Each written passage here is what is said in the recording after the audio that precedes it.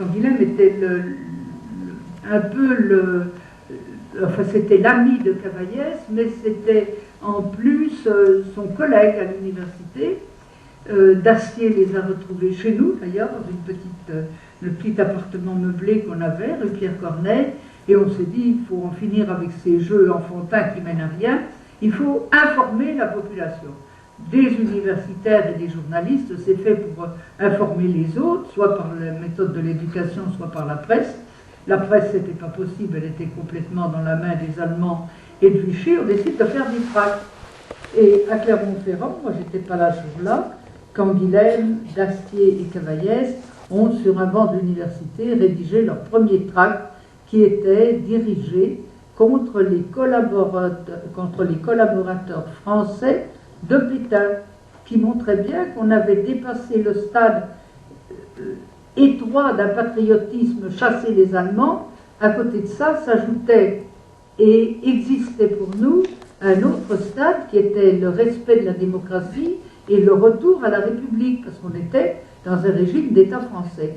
Et je me rappelle que dans ce premier tract, on avait dit d'esclaves et de sujets, la Révolution française nous avait fait citoyens, par la grâce de Pétain, nous revoilà devenus des sujets, à quand les esclaves?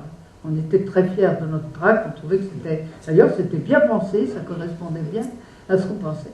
Et puis on s'est dit qu'il fallait informer davantage, pour ça il fallait faire une production régulière et clandestine. Mais voilà que Jean Cavaillès est nommé professeur à Paris, à la Sorbonne à Paris. Il nous manque donc un des éléments moteurs qui avait commencé d'ameuter le monde philosophique. Jacques Vernant, par exemple, qui était professeur de philo, l'avait rejoint, Meyerson, enfin les grands noms de la philosophie qu'il connaissait. Moi j'avais aussi ameuté le côté des historiens que j'avais connus en Sorbonne, et puis ceux que j'avais connus dans ma vie militante d'antifasciste avant-guerre.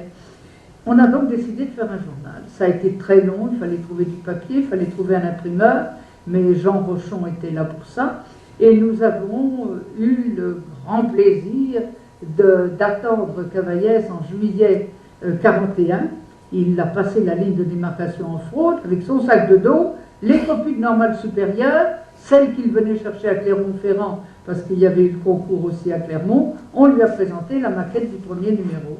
Mon mari s'était appliqué à faire un titre en trompe-l'œil, ça faisait un très beau titre, c'était notre premier numéro de Libération. Pendant ce temps, Cavaillès avait les contacts aussi avec Libération Nord. Libération Nord, où son beau-frère, qui était ingénieur des tabacs, l'avait introduit dans un milieu d'ingénieurs, de gens de syndicalistes, d'hommes politiques. C'était milieu socialiste, socialiste chrétien, cégétiste et syndicat chrétien. Et donc, qui s'est appelé Libération Nord. Nous, on était Libération Sud. Cavaillès est reparti vers le nord. Il faisait de fréquents voyages chez nous. Ça a été la première partie de nos retrouvailles et de notre complicité dans le démarrage de la résistance.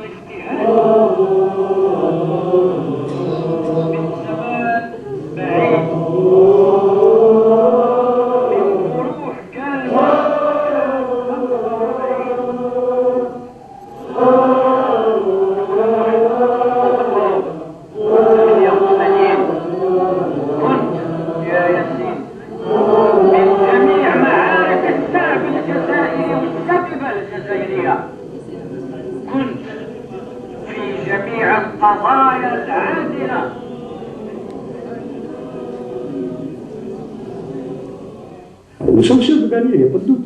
Ça demandera certainement beaucoup de temps. Mais ces combats-là sont des combats de longue haleine. D'ailleurs, plus ça dure, et mieux ça vaut, parce que ça permet d'approfondir les choses. Puisque nous, notre but n'est pas de prendre le pouvoir. Hein? Notre but, c'est de tourner le dos à toute forme de pouvoir. Notre but, c'est de nous adresser au peuple pour qu'il se retrouve lui-même et qu'il exerce lui-même tous les jours son propre pouvoir. Et il le peut. Ça paraît utopique, mais je reviens à la phrase de Lénine quand il disait une femme de ménage devrait pouvoir s'occuper des affaires de l'État. Ben, effectivement, c'est ça. Il faut arriver à une prise de conscience des gens tels qu'ils puissent s'occuper de leurs propres affaires sans avoir besoin de les déléguer ni au maire, ni au conseiller général, ni au député. Puisqu'après tout, les choses ne sont pas sorcières. Là, il faut apprendre. Il faut prendre ses responsabilités. Je crois que maintenant, en Algérie, les choses sont en train de se faire. Elles sont parties pour se faire. Et nous savons que nous ne sommes pas seuls. Et nous savons aussi que dans l'immigration, nous avons des forces très importantes qui sont au travail.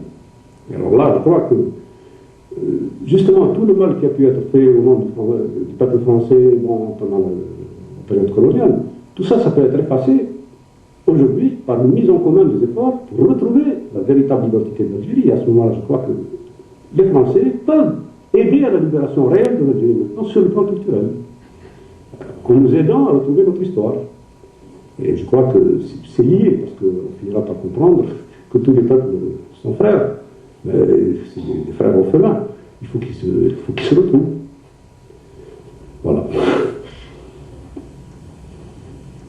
Yes,